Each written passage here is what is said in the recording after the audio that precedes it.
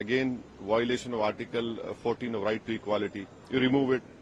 Thirdly, the state where he comes from, that is Ahmedabad, you have a law over there called Disturbed Areas Act, wherein a Hindu cannot sell a house to Muslim, a Muslim cannot sell a house to a Hindu.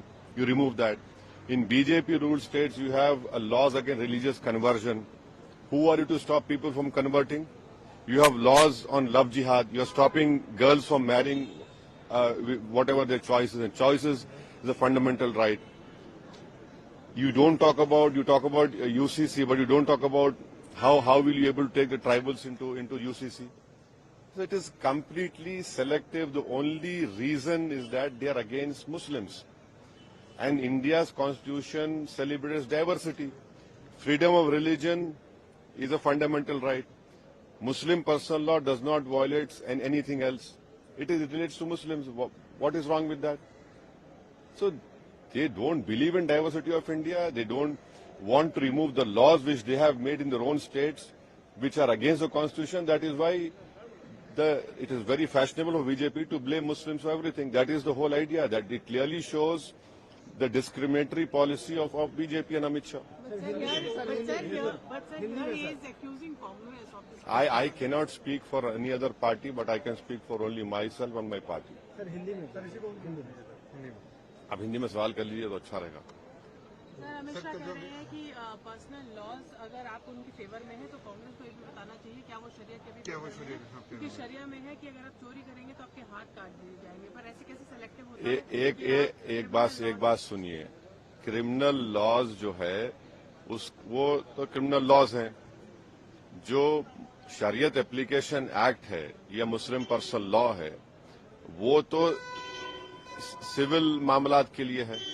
अब अमित शाह देश को बताएं कि जिस state से वो आते हैं, गुजरात से, वहां पर डिस्टर्ब एरियाज एक्ट है.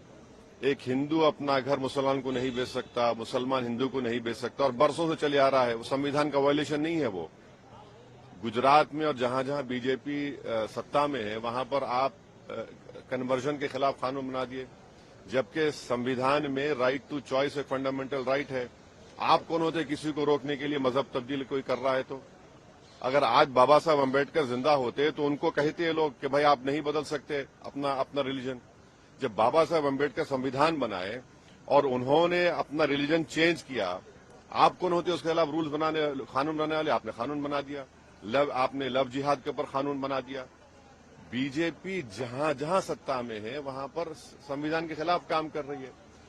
गोवा में बीजेपी की सरकार है, वहां पर कानून ये है कि अगर कोई 25 साल और 30 साल के दरमियान में कोई हिंदू महिला है, वाइफ है, और अगर वो इस उम्र के दरमियान में बेटे को जन्म नहीं देती है तो उसके हस्बैंड को दूसरी शादी करने का राइट है. उसको निकलवाइए.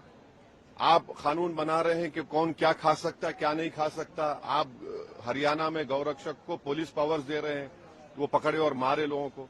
ये संविधान में है क्या? ये तो ये साफ जाहिर होता है कि अमित शाह और बीजेपी में एक डिस्क्रिमिनेटरी, उनके पास एक पॉलिसी है मुसलमानों के खिलाफ. और भारत के संविधान में फ्रीडम ऑफ रिलीजन एक फंडामेंटल राइट है. आर्टिकल 26 में रिलीजियस डिनोमिनेशन को इख्तियार है कि अपने मजहबी इदारों कायम करे. तो ये दोनों फंडामेंटल राइट्स का वायलेशन कर रहे हैं. और क्या यूसीसी में सिर्फ डायरेक्टिव प्रिंसिपल का यूसीसी है? डायरेक्टिव प्रिंसिपल में ये भी लिखा गया कि भारत में रिसोर्सेज सबको बांटा जाए. डायरेक्टिव प्रिंसिपल में ये भी कि शराब पर पाबंदी आयद कर. हमेशा शराब पर पाबंदी क्यों नहीं आयद करते पूरे देश में? चलिए करिए. क्यों नहीं करते आप? डायरेक्टिव प्रिंसिपल में बहुत सी चीजें हैं जिसका वो सेलेक्टिवली भूल जाते हैं उन चीजों को. सर संभल में जो लगातार अभी वो छोड़ दो. सर एक अम्बेडकर पे बोल दीजिए. अम्बेडकर वाले